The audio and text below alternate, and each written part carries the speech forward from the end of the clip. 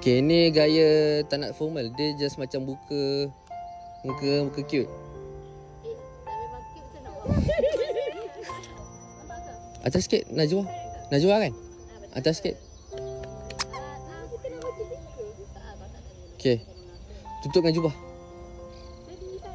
Boleh. Dia kena buat something. Sebab dia macam diri tegak tu. Okay. Boleh Di? Boleh? Tak payah kipas. Gitu. 1, 2, 3. Okay, pandang tempat lain. Santai. Tengah rehat. Tapi jangan pandang ke belakang. Kamera kat depan. Pandang ke sana atau sini je. Okay, good. Okay. Bismillah. 1. Sekejap ada orang.